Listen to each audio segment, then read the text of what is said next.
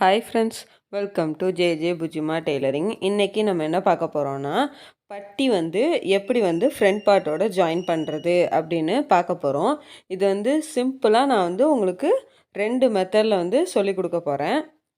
ஒன்று பிசுறு வெளியில் தெரிகிற மாதிரி, இன்னொன்று பிசுறு வெளியில் தெரியாத மாதிரி. இந்த மாதிரி இன்வெஸ்டிபிள் அண்ட் நான் இன்வெஸ்டிபிளில் 2 மெத்தடில் உங்களுக்கு சொல்லிக் கொடுக்க போகிறேன். இது தெரிஞ்சால் ஓகே. இன்னும் நம்ம லைனிங் ப்ளவுஸ்லாம் ஸ்டிச் பண்ணுறப்போ உங்களுக்கு இன்னும் தெளிவாக தெரியும். இப்போ நான் கான்ட்ராஸ்ட்டாக லைனிங் பட்டி உள்ளே கொடுக்குறதுக்கு பீஸ் எடுத்து வச்சுருக்கேன்.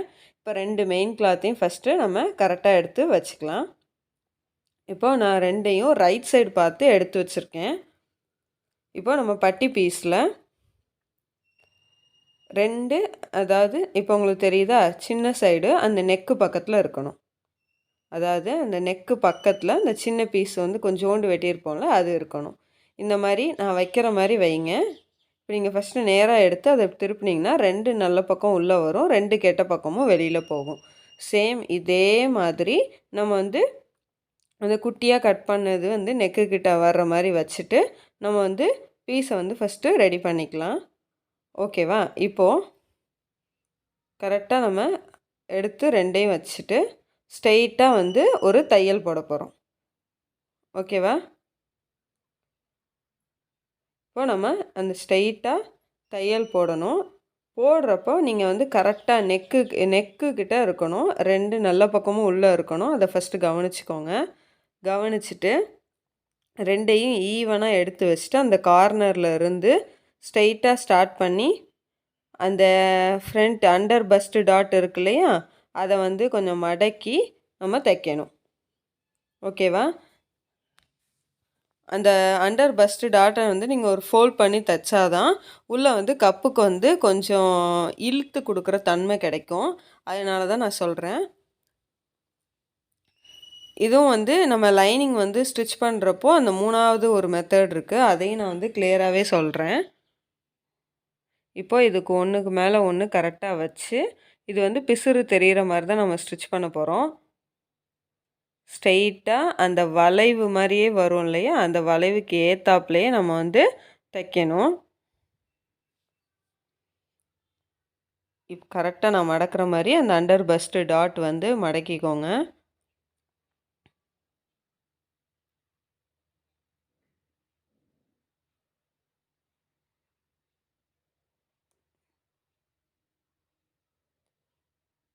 இப்போ அந்த ஷேப்புக்கு அந்த மெயின் கிளாத் இருக்கு இல்லையா, ஃப்ரண்ட் பார்ட்டு, அந்த கிளாத்தோட ஷேப்புக்கே நம்ம இந்த பட்டியை வச்சு ஜாயின் பண்ணிக்கலாம். 3 பீஸும் விலகாமல் கரெக்டாக நீங்கள் கொண்டு வரணும்.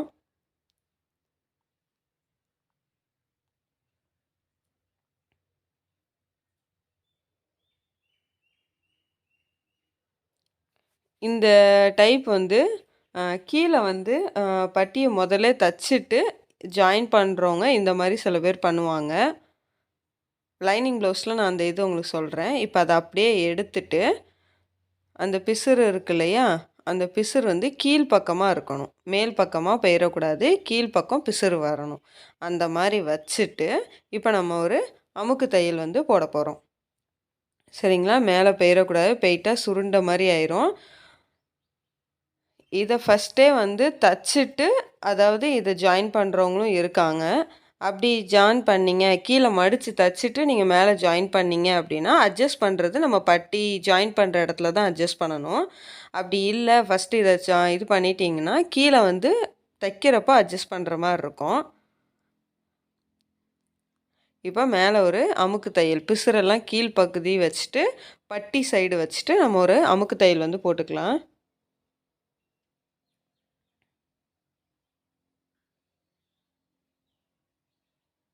இப்போ போட்டாச்சு. மேலே இருக்கக்கூடாது பிசுறு. இப்போ கீழே மடித்து தைக்கலாம். எப்பவும் போல் ப்ளவுஸோட அளவு பார்த்து தைச்சிக்கலாம். நெக்ஸ்ட்டு பிசுறு இல்லாமல் வெளியில் தெரியாமல் எப்படி தைக்கிறது அப்படின்னு பார்ப்போம். அந்த பட்டி பீஸ் இருக்கு இல்லையா, அந்த பீஸை அப்படியே நம்ம கீழே வைக்க போகிறோம். அந்த பட்டி பீஸை மட்டும் எடுத்து கீழே வைக்க போகிறோம். சேம் அதே மாதிரி அந்த சின்ன பீஸ் நெக்கு சைடு வச்சுட்டு பட்டி ஒரு பீஸ் எடுத்து அடியில் வச்சுட்டு தைக்க போகிறோம். இதுலேயும் சேம் அதே மாதிரி அந்த வளைவுக்கே நம்ம கரெக்டாக கொண்டு போகணும். அந்த டாட்டை நம்ம மடக்கிக்கணும்.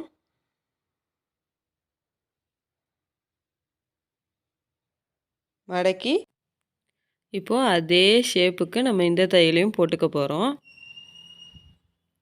இந்த மாதிரி நீங்கள் தைக்கிறப்போ அட்ஜஸ்ட் பண்ணுறது வந்து கீழே தான் பண்ண முடியும்.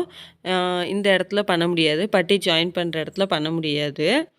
பிசுறு தெரிகிற மாதிரி நீங்கள் பண்ணுறப்போ சப்போஸ் வந்து கீழே மடித்து தைச்சாலும் அப் அண்ட் டவுன் வந்தாலும் அந்த பிசுறு தெரியும் இல்லையா, அந்த டைப்பில் நீங்கள் பட்டி ஜாயின் பண்ணால் அந்த இடத்துல நீங்கள் கொஞ்சம் கரெக்ட் பண்ணிக்கலாம்.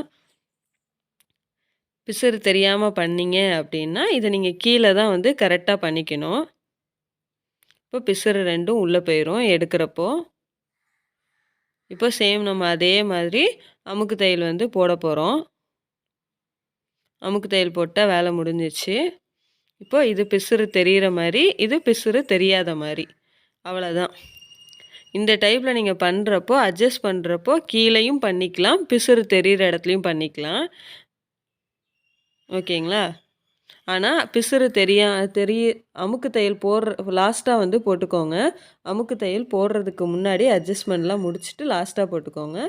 இந்த இதில் கீழே தான் நம்ம வந்து அட்ஜஸ்ட் பண்ண முடியும், மேலே வந்து பண்ண முடியாது. அவ்வளோதான் இன்வெஸ்டிபிளுக்கும் நான் இன்வெஸ்டிபிளுக்கும் வித்தியாசம்.